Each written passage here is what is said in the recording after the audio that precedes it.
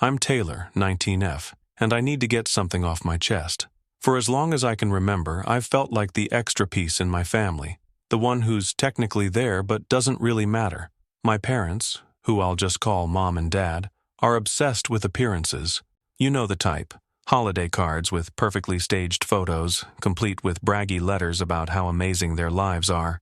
They've spent my whole life curating this perfect family image, but let me tell you, it's all smoke and mirrors.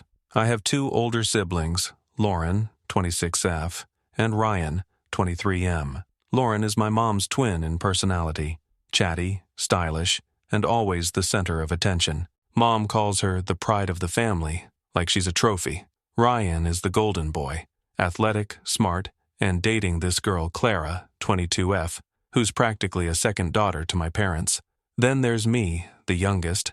I'm quieter, more independent, and I guess the odd one out. But I never thought being different would make me feel disposable. It all started when my parents announced they were finally getting married. They've been together for almost 30 years but never officially tied the knot. I thought they were just fine being partners, but apparently they wanted a big, fancy wedding, not out of love, but to show off. The venue, a ridiculously expensive resort in Aspen, the whole thing screamed extravagance.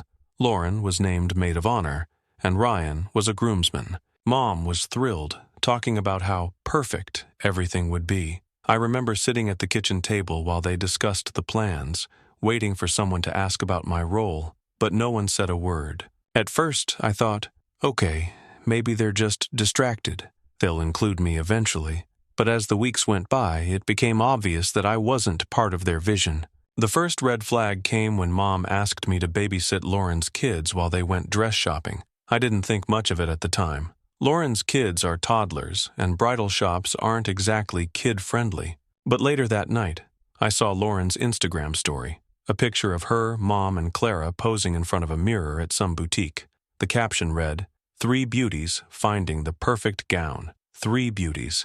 Guess I didn't make the cut." When I asked Mom why I wasn't invited, she brushed me off with, "Taylor, you don't even like dresses. You'd just get bored. Sure, I'm not a fashionista, but I still would have liked to be included." That's when I realized they didn't see me as part of the family. They saw me as an extra. It wasn't just the big things either. The little moments stung just as much. At dinner one night, I tried to suggest a song for the wedding playlist. Mom cut me off with, "Taylor, this isn't really your thing. Let the adults handle it." Adults. I'm 19. Then came the seating chart drama. I overheard Mom and Lauren talking about where everyone would sit. Lauren casually suggested, "Taylor can sit at the kids' table if we run out of room." And Mom, she didn't even argue. She just said, I'll think about it." The cherry on top was when Clara called me a babysitter in front of everyone. Lauren was stressed about who'd watch her kids during the ceremony, and Clara chimed in, "Oh, Taylor can handle it. She's such a good babysitter." No one corrected her, not even Mom or Dad. The breaking point came when I overheard Mom on the phone, gushing about the first-class tickets they'd booked for the family. "And of course Clara's flying with us. We couldn't leave her out," she said. My name didn't even come up. At first, I thought, maybe they're saving it as a surprise. But deep down, I knew better. The day before the flight, Mom barged into my room. "Taylor, why haven't you started packing? We leave early tomorrow," she said, her tone annoyed. I blinked at her. "Packing? For what?" "The wedding, obviously," she snapped, like I was the unreasonable one. "Did you even buy me a ticket?" I asked, already knowing the answer. She froze for a split second before laughing nervously. "Oh, well, you don't need first class like everyone else. We'll get you an economy seat tomorrow." I just stared at her. They'd booked first-class tickets weeks ago for themselves, Lauren, Ryan, and Clara. But for me, a last-minute afterthought. "Are you serious?" I asked. Mom waved it off. "Taylor, don't make this a thing. It's about being with family, not where you sit on the plane." Easy for her to say while sipping champagne in first class. Then Dad chimed in from the hallway. "Just pack something simple. You don't need anything fancy since you're not in the wedding party." Not in the wedding party? I was their daughter, and I didn't even get a token role like handing out programs or lighting candles. Meanwhile, Clara, Ryan's girlfriend, was getting a custom dress and a front row seat. "What am I even supposed to do at the wedding?" I asked. "Sit in the corner and clap?" Mom rolled her eyes. Taylor, stop being dramatic. This is about the family, not you. You're going to support everyone and, help out. Help out? I asked, already knowing where this was going. Well, she hesitated. Lauren could use some help with the kids during the ceremony. You know how restless they get. And there it was. I wasn't a guest. I was free childcare. I laughed bitterly. So, let me get this straight. You didn't buy me a ticket. You don't care if I have anything to wear, and you want me there to babysit. Mom gave me that exasperated look she's perfected over the years. Taylor, you're great with the kids. Who else is going to watch them? Maybe their parents, I shot back. She sighed. We don't have time for this. You're coming. Pack your things. No, I'm not, I said, my voice shaking but firm. She blinked, clearly not expecting that. Don't be ridiculous. You're part of this family. Am I? I asked. Because it doesn't feel like it. Dad chimed in again. Taylor, this isn't the time for one of your moods. You're coming to the wedding. End of discussion. Moods? I said, my voice rising. I'm not throwing a mood. I'm tired of being treated like I don't matter. You didn't even think about me enough to book a ticket, and now you're telling me I'm only going because no one else wants to babysit Lauren's kids. Mom crossed her arms. We've worked so hard to make this day special. You're being selfish. Selfish? I repeated, laughing humorlessly. Fine. You don't need to worry about me. I'm not going. Mom opened her mouth to argue, but then she sighed and walked out.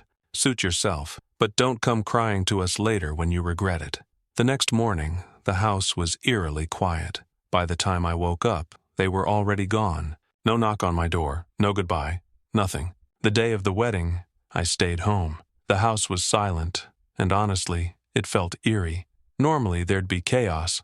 Mom yelling at Dad to hurry, Lauren running around looking for one of her kids' shoes, Ryan double-checking his suit. But this time, nothing. By the time I woke up, they'd already left. They didn't knock on my door to say goodbye. No text, no note, nothing. It was like I didn't exist. I tried not to think about it too much. Instead, I spent the morning in my pajamas, eating leftover pizza and binge-watching a random show. For a moment, I almost convinced myself it didn't bother me, but then my phone buzzed. It was a notification from Instagram. Mom had posted. I opened it, and there they were.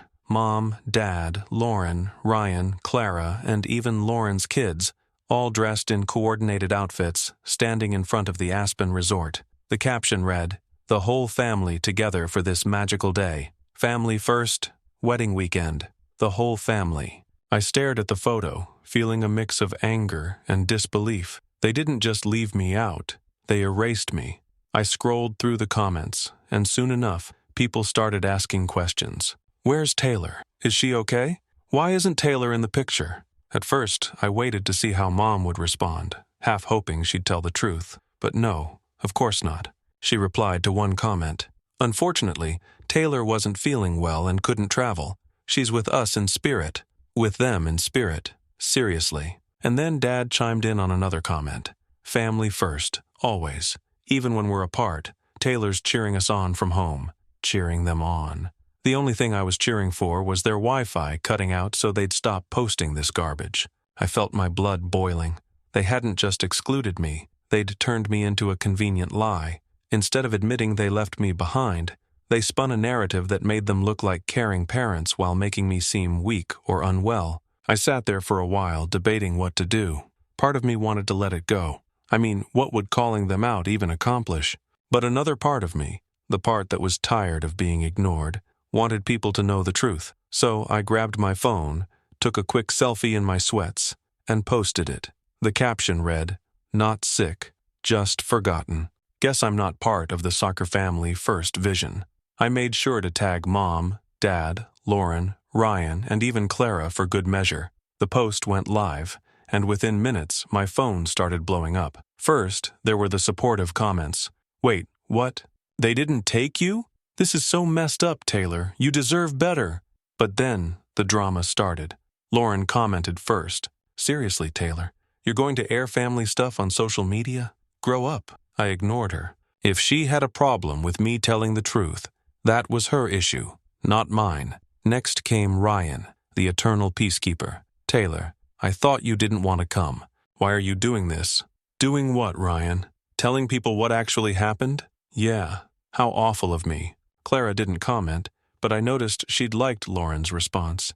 Classic Clara, always aligning herself with the family favorites. But the real chaos started when extended family and family friends got involved. People who'd seen Mom's post were now seeing mine, and they weren't happy. Aunt Lisa, who's never been a fan of Mom's perfection obsession, wrote, "So you left your daughter behind and then lied about it. Wow, some family first." One of Mom's friends chimed in, "Taylor, I'm so sorry this happened to you. You deserve better." That's when my phone started ringing. Mom was the first to call. I let it go to voicemail. Then Dad called. Ignored. Finally, I got a text from Lauren. "Pick up. Mom is losing it." "Good. Let her." When I finally checked my messages, there was a voice note from Mom. Her voice was sharp, the way it gets when she's trying to sound calm, but is actually furious. "Taylor, what do you think you're doing? Do you have any idea how embarrassing this is for us? We didn't leave you out. You chose not to come, and now you're making us look like bad parents. This is petty and childish. Take the post down." I didn't respond. Instead, I took a screenshot of her voice note, blurred out the audio, and posted it on my Instagram story with the caption, "Funny how telling the truth makes people uncomfortable. Guess I hit a nerve." By that evening, my cousin Elise, 21F, messaged me. She was at the wedding and had seen the chaos unfolding online. "Taylor, this is wild. I'm so sorry they did this to you. Do you want me to help?" I wasn't sure what she meant, so I asked. Her reply, "Let's just say I could make things interesting." For the first time that day, I smiled. "Go for it," I wrote back. When Elise said she could make things interesting, I wasn't entirely sure what she had in mind. She's always been the chaotic one in the family, the kind who doesn't care about stepping on toes if it means stirring the pot. Normally, I'd be nervous about her plans, but honestly, I was done caring about appearances. I told her to go for it. The next morning, Elise texted me, "I have access to the wedding slideshow." I blinked at my phone, rereading the message to make sure I hadn't misunderstood. This wasn't just any slideshow. Mom had spent weeks micromanaging it, choosing pictures that would make our family look like a Hallmark ad. It was her pride and joy, the crown jewel of the reception, and now Elise had control of it. "What are you going to do?" I asked, half curious, half nervous. "Trust me," she replied. "I've got this." The reception was set in one of those over-the-top ballrooms with chandeliers that probably cost more than my entire year's rent. Everyone was dressed to the nines, and according to Elise, Mom was glowing. Dad was soaking up compliments. Lauren was basking in the spotlight, and Ryan and Clara were the picture-perfect couple. It was exactly the image Mom had been working so hard to project. Elise sent me updates throughout the night. "Clara's acting like the bride, and your mom is eating it up." I could practically feel her eye roll through the text. Then came the slideshow. Elise texted me one last time before it started. "Hope you're watching. This is going to be good." I wasn't there, obviously, but Elise described the scene perfectly. The lights dimmed, and the opening slide appeared on the screen. "Family first. A celebration of love." Soft music played in the background as the slideshow began. The first few slides were exactly what you'd expect. Pictures of Mom and Dad from their younger years, vacations, anniversaries, and all that sentimental stuff. Then it moved on to Lauren and Ryan's childhoods, first days of school, birthday parties, and family trips. I was barely in any of them. Elise said there were maybe 1 or 2 pictures of me as a baby, but after that, nothing. It was like I'd vanished from the family timeline. The later slides were even worse. There were endless shots of Lauren's kids, Ryan and Clara at fancy dinners, and family holidays, all without me. Elise said she could see some of the guests whispering to each other, probably wondering why I wasn't in the pictures. Finally, the slideshow reached the last slide, or at least, what Mom thought was the last slide. It was supposed to say, "Forever grateful for family," paired with a big family photo from one of their trips to the Hamptons. But instead, Elise had swapped it out. The screen went blank for a moment, and then a new slide appeared. The text read, "Some family members couldn't make it, or were they forgotten?"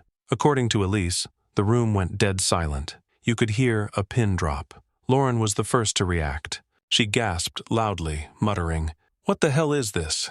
before storming out of the room. Ryan, ever the peacekeeper, looked like he wanted to crawl under the table. Clara sat frozen, her face pale. And Mom? She stood up, trying to save face.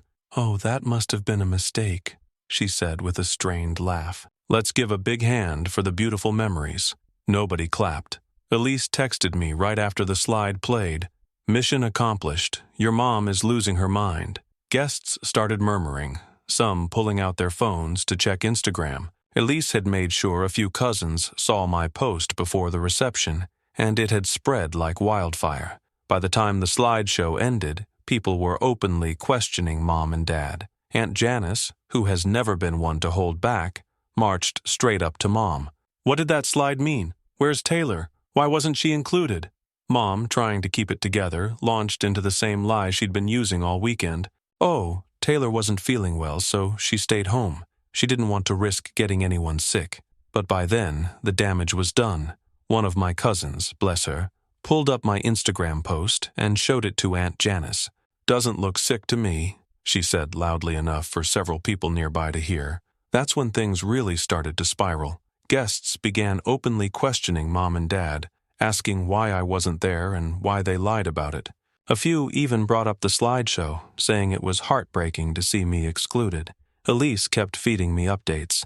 "Your mom is cornered by Aunt Janice and Uncle Mike. It's brutal. Lauren's crying in the bathroom because people are talking about you instead of her. Clara just asked Ryan if they should leave early." LOL. I was sitting at home, eating popcorn and living for every single detail. By the end of the night, Mom was visibly shaken.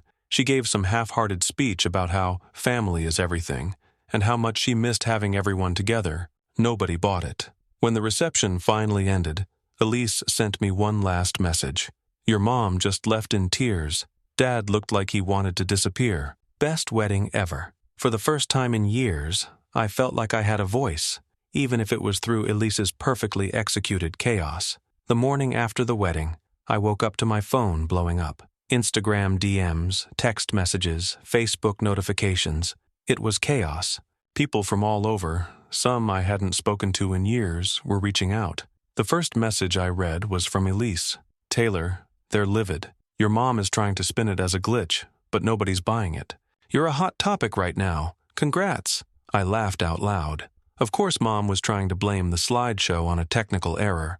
She couldn't admit what everyone already knew, that the perfect family image she'd been crafting for years was nothing more than a facade. As I scrolled through my notifications, I saw that my Instagram post had gone viral, at least within our family and their circle of friends. Friends, cousins, and even some of Mom and Dad's acquaintances were chiming in. One cousin wrote, "Taylor, this is so messed up. I had no idea they treated you like this.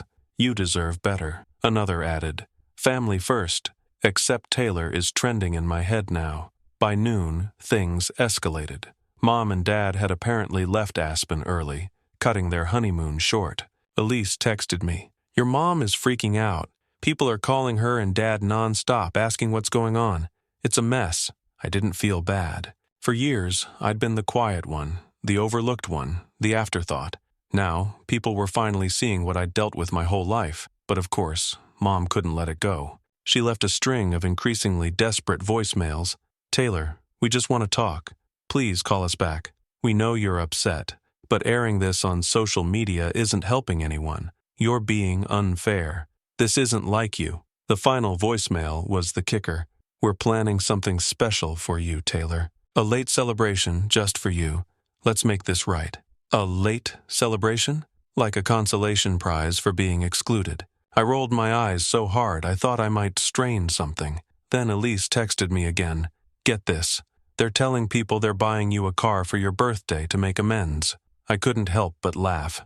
A car wasn't going to fix anything, and the fact that they thought it might just proved how little they understood me. Over the next few weeks, I started to piece my life back together. Uncle Ben, Mom's older brother, had been one of the few family members who always treated me like a real person. After seeing everything unfold, he called me up. "Taylor, I'm coming over," he said without hesitation. "You don't need to stay in that house another second." I tried to protest, but he wouldn't hear it. Within an hour, he showed up at the house, walking in like he owned the place. Mom and Dad were sitting in the living room when he arrived. "Ben, what are you doing here?" Mom asked, her voice strained. "What am I doing here?" he snapped. "What the hell are you doing? Leaving Taylor behind, lying about it, and now trying to cover it up? Have you lost your minds?" Mom immediately went on the defensive. "Ben, this isn't your business." "Oh, it's my business when my niece is being treated like an afterthought," he shot back. "You've been obsessed with appearances for years, and now everyone knows it's all fake." Dad tried to step in. "Ben, you don't know the full story. Taylor didn't want to come." Ben laughed bitterly. "Don't even try that. She didn't want to come because you made her feel like she wasn't wanted. You didn't include her, didn't even buy her a ticket, and now you're blaming her? That's pathetic." Mom's face turned red. "We just wanted the wedding to be perfect," she said, tears forming in her eyes. "For who?" Ben snapped. "Certainly not for Taylor." The shouting continued as I packed my things upstairs. When I came down, the room was silent. Mom was crying.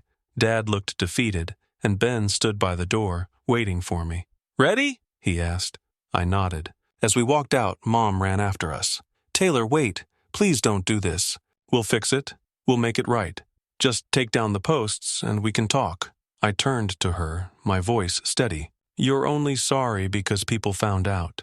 If no one had called you out, you wouldn't care." "That's not true," she insisted, tears streaming down her face. "We love you, Taylor.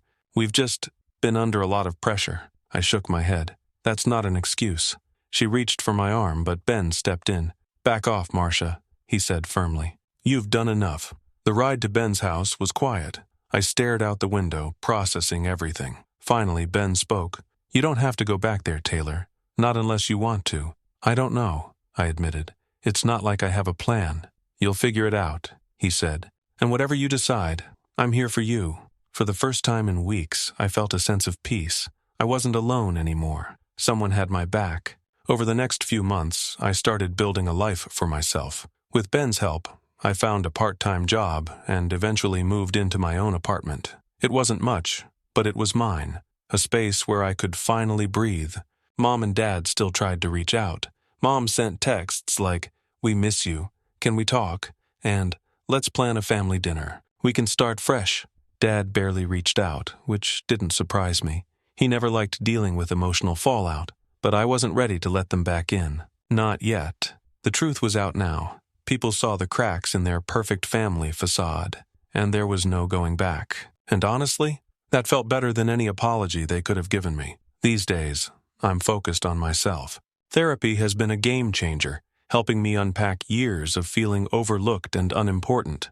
I've started saving for school, reconnecting with friends, and figuring out who I am outside of their shadow. For years, I felt like I was treading water, just trying to keep my head above the surface. Now, for the first time, I feel free. To anyone reading this who's stuck in a similar situation, you're not crazy, and you're not alone. You deserve to be seen, heard, and valued. And if someone can't give you that, even if they're family, you have every right to walk away. Life's too short to settle for anything less. Story 2. The key wouldn't turn. I jiggled it, frustrated after a long day, but the lock wouldn't budge. My eyes fell to the ground where a suitcase and a couple of overflowing bags sat haphazardly. My stuff, just dumped there on the front step like unwanted trash. Heat crept up my neck, anger replacing confusion. They changed the locks. My own husband, Mark, had locked me out. I bent down, sifting through the bags. My laptop, shoved in with clothes, my makeup, shoes, toiletries, all tossed together like it meant nothing. A wave of nausea washed over me. It wasn't just the eviction. It was the blatant disregard for my things. For me. I called Mark. No answer. Straight to voicemail. Typical. He always avoided confrontation. But still, I stood there, phone pressed to my ear, hoping for a call back, a text, anything to explain this. This betrayal. Of course, nothing came. Fury pulsed through me, but beneath it, a cold dread settled in my stomach. Maybe I should have seen this coming. His mother and sister, Eleanor, had always treated me with icy indifference, like I was an inconvenience. Mark, too, had been distant lately, always at his family's beck and call, but I'd been so sure we'd work through it. We always did. Now, staring at my belongings scattered on the porch, I knew this was different. This was a clear message. You're not welcome here anymore. A crumpled note lay on top of one of the boxes. Don't come back. We don't want you here. No signature, no explanation, just cold, brutal words. I slammed the car door, the sound echoing in the sudden silence. My hands gripped the steering wheel, knuckles white. Where was I supposed to go? After a few shaky breaths, I knew I had no choice. I had to go back to my parents, admit that my marriage was imploding. The drive was agonizing. Each red light felt like an eternity, the questions swirling in my mind a constant torment. How did it come to this? Pulling up to my childhood home, I hesitated. It had been years since I'd been back, not since I married Mark. Now, here I was, a runaway wife, crawling back with my tail between my legs. My mom answered the door, her face a mixture of shock and concern. She didn't need an explanation. The bags in my hands said it all. "They kicked me out," I choked out, the words catching in my throat. She pulled me into a hug, and that's when the dam broke. I sobbed, the anger and humiliation pouring out of me. "I don't know what happened," I cried. "They just threw my stuff out. I don't know what to do." "You're staying here," she said firmly. "You don't have to go back there." And in that moment, I knew I wouldn't. Going back to my parents' house at 32 felt like stepping back in time. My old room was exactly as I'd left it. Same bed, same faded posters on the walls, same bookcase overflowing with childhood favorites. It was comforting and unsettling all at once, like I was a teenager again, but with a whole lot more baggage. That first night, I unpacked a few essentials, the silence in the room pressing down on me. How did I end up here? I'd been so sure of my life with Mark, of the future we were building. Now, it lay in pieces, shattered by his family's cruelty and his own inaction. My mom came in later, her eyes filled with worry. "Do you want to talk about it?" she asked softly. I shrugged, the words still tangled in my throat. I don't even know where to start. One minute I'm at work, the next I'm locked out of my own home. "I'm so sorry, Emily," she said, her voice thick with emotion. "I don't understand why they would do this to you. You've always been so good to them." Her words struck a chord. I had been good to them. I'd bent over backwards, helping them financially, emotionally, always putting their needs before my own. And this was the thanks I got. "I thought I was doing everything right," I whispered, the sting of injustice fresh. "I worked hard, paid for everything, helped them whenever they needed it." "You didn't do anything wrong, honey," Mom said, squeezing my hand. "Sometimes people take advantage of kindness. It's not your fault." I nodded, but her words offered little comfort. Why hadn't Mark stood up for me? Why had he let them treat me this way? The next few days were a blur. Awkward conversations, restless nights, the constant feeling of displacement. My parents were supportive, but I could sense their unease. I was an adult, their adult daughter, back in their house with a broken marriage. It was a situation none of us knew how to navigate. One morning, my dad sat me down at the kitchen table. He had that serious look on his face, the one that meant he wasn't going to let me avoid the hard questions any longer. "So, what's the plan?" he asked, stirring his coffee. "Are you going to go back and try to fix things with Mark?" I stared into my mug, the question a heavy weight in my chest. Did I want to go back? After everything? I don't know, I admitted. It feels like he's been letting his mother and sister run our lives for so long. I'm tired of feeling like I don't matter, like I'm just there to pay the bills. My dad frowned. "It sounds like you've been carrying a lot on your own. That's not how marriage is supposed to be." "I know," I sighed. I kept hoping things would get better, but they didn't. He was quiet for a moment, then looked at me with a softer expression. "Emily, you don't have to go back if you don't want to. You deserve to be with someone who values you, who stands by you. If Mark's not that person, then maybe it's time to think about what's best for you." His words were like a lifeline. I hadn't allowed myself to think that way before. I'd been so focused on making things work, on keeping the peace, that I'd forgotten to consider what I truly wanted. That day, I took a long walk, the familiar streets of my childhood offering a strange sense of comfort. By the time I got back, I'd made a decision. I wasn't going back to Mark, not yet. I needed time to heal, time to figure out what I wanted my life to be. That night, I told my parents I wasn't going back anytime soon. They were supportive, but I could see the worry in their eyes. I was worried too, but for the first time in a long time, I felt a flicker of control, a sense of agency I hadn't felt in years. It was a small step, but it was mine. And that was enough, for now. Freedom. It felt strange, unfamiliar, like a bird released from its cage, testing its wings, unsure of where to fly. Staying with my parents was a strange sort of haven, a temporary reprieve from the constant tension of my marriage. But it wasn't home. It couldn't be.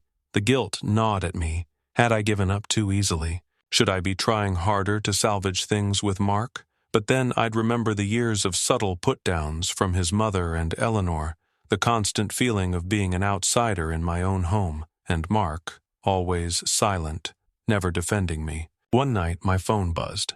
Mark. My stomach twisted. I didn't answer. What was there to say? He texted. We need to talk, please. No apology, no explanation. Just a demand. I tossed the phone aside, the anger simmering. Stepping out onto the porch, I breathed in the cool night air, the familiar scent of honeysuckle calming my frayed nerves. I used to spend hours out here as a teenager, dreaming of the future. Now, here I was, years later, trying to piece together a life I thought I'd already built. The door creaked open. My dad. He sat beside me, his presence a quiet comfort. Tom texted, I said, my voice flat. He nodded. What did he say? He wants to talk. But he didn't even apologize. My dad sighed. That doesn't surprise me. You don't have to talk to him if you're not ready, Emily. I knew he was right. But a part of me craved answers, craved an apology, some acknowledgement of the pain they'd caused. You've always been too forgiving, my dad said, breaking the silence. Sometimes people take advantage of that. His words stung, but they were true. I'd spent years trying to please everyone, to keep the peace, and it had gotten me nowhere. I feel like I wasted so much time, I whispered, the regret heavy in my chest. You stayed because you cared, he said gently. But caring doesn't mean you have to keep putting yourself last. That night, I finally texted Mark back. I'm not ready to talk right now. Short, to the point.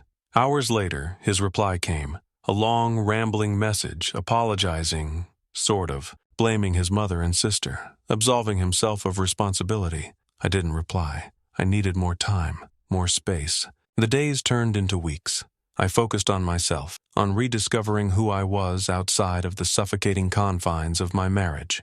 It was terrifying and exhilarating all at once. One morning, my mom, bless her heart, finally voiced the question that had been hanging in the air. So, what's next? I shrugged. I don't know yet. Just taking it one day at a time. She smiled. I know you'll figure it out. Just remember, you don't have to rush anything. Her words were a balm to my soul. I didn't have to have all the answers. I could take my time, find my own way. And then it hit me. I didn't have to go back. I didn't have to fix this. Maybe, just maybe, I deserved better. One afternoon, I found myself parked outside a coffee shop, lost in thought. What if I left Mark for good? What would that look like? The thought of divorce was daunting, but the thought of going back to that life, to that house, to that family, it was unbearable. I scrolled through old texts from Mark, a familiar pattern emerging. Deflection, empty promises, excuses. I'd been fooling myself for years, hoping things would change, clinging to the ghost of a marriage that never truly was. I knew what I had to do. The next morning I told my parents, I think I'm going to leave him. My mom's eyes softened. I'm proud of you, Emily. It takes a lot of courage to make a decision like that. My dad nodded in agreement. You've done everything you could. Sometimes the best thing you can do is walk away. Their support gave me the strength I needed. I called Mark. It was a short conversation. I told him I was done, that I wanted a separation. I get it, he said quietly. No arguments, no pleas, just acceptance. The weight of it all, the years of frustration and resentment, lifted. It wasn't easy, navigating the legal complexities of separation, dividing our lives. But with each step, I felt lighter, freer. It was a strange kind of grief, mourning the loss of a marriage, of a future I thought I wanted. But beneath the sadness, there was a sense of liberation, of possibility. I wasn't the same person I was when I married Mark. I'd been through the fire, and I'd emerged stronger, more resilient.